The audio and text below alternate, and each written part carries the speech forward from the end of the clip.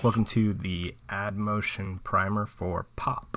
First thing I'm going to do is bring in a 1920 by 1080 background, and before I do anything else, I'm going to drop pop on and use it as a transition. Now, just dropping it on, it seems like everything disappears because it actually scales down to 0, and if I push play from here, it scales up to 100%, slowing down at the end. That's because it's on Expo and it's got a duration set of a second. What I want to see is just a horizontal grow, and I'm going to speed it up a little. Nice. And now let's bring in our brain. This is just a PNG with a transparent background. Drop that in. And if I drag pop on directly onto the graphic itself, again, scales down to 0, playback to 100%. But if I scale up beyond 100%, I get this cropping. And that's because the graphic lives inside a canvas that is the dimensions of the graphic itself. In this case, 990 by 622. And the reason it's filling in as much as it is because the spatial conform is set to fit. If it was set to none, we would actually see 990 on a 1920 frame. And again, we're confined to that canvas area. And even at 100%, you don't notice it, but if we were to drag off, you see we get that clipping. And that's the same as what would happen in Photoshop, where we would get that clipping. We aren't viewing it because we're limited to this usable area, this workspace or canvas.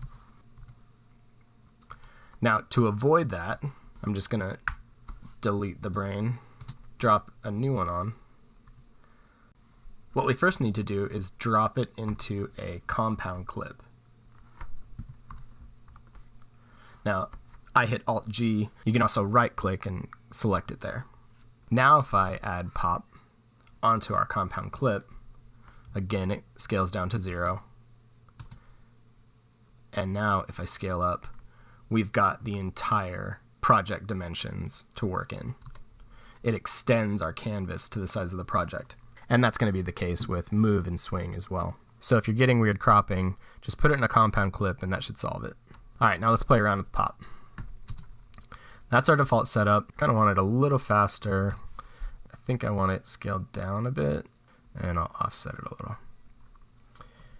So if we play it back a couple times, you can see that it's growing right from its own center point, and that's because the 0 point is set to self. We can change that to layer center, and now it grows from screen center regardless of where it's positioned. And this is nice to have if you have a bunch of logos or a bunch of text that kind of starburst out from the center. The other thing that we can do is set it to free. And now we can set our puck anywhere. And that's now the position that we scale in from. So let me just inch in a couple. And as I move that 0 point around,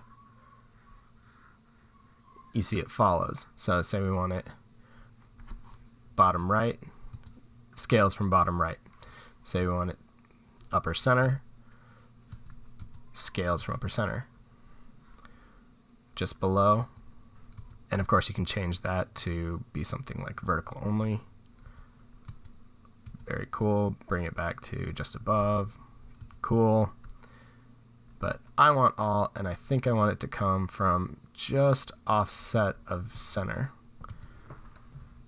I like that. And just as it's finishing, I want some text to pop out from behind it. All right, now let's change it to black so we can see it. And I'm going to do something like American typewriter, 95, bold, sure. Hey, brain. And without adjusting its position in Final Cut, I'm going to go ahead and add pop straight to the title. We don't need to compound clip titles. And you can see the default scales in smoothly. Now I'm going to change that. I want it to go faster. And I also want the 0 point to be free. And let's move it over here. And I want the 0 point to come in from somewhere, from about the same point in the brain. And as you can see, it's coming in from on top of. Let's change our layer order so it comes in from behind the graphic. And already I really like that. Now we can change the style. Could do something like skid. And some of these you'll need to increase the duration for them to look good at all.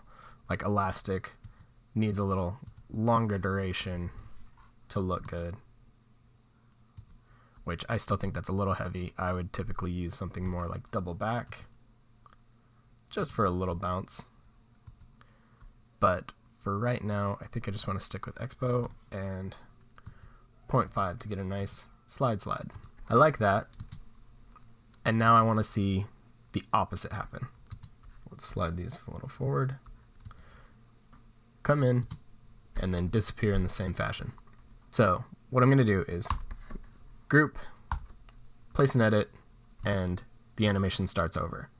So I just have to click reverse.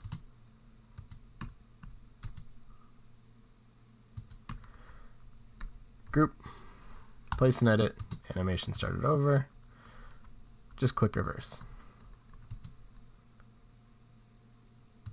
And they're going at the same time. I think I want the title to disappear a hair sooner.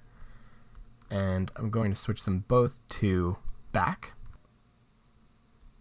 so that I've got a little bump up and then it leaves. Now let's check that out. And out. Very cool. And because the scale is at 0, they're effectively gone, so we can just trim off the rest of this. But I also want the background to disappear. Select it, reverse it. And I think I'll have it go a hair longer. And that's pretty solid. Oh, but as you can see, the duration of the clip has to be long enough to cover the duration here. And animations always start from an edit point, and because this is on Expo, it's going to start slowly and then ramp up. I'm going to speed that up. I like it. Hopefully that gets you started with pop and gets you moving on making some cool stuff with AddMotion.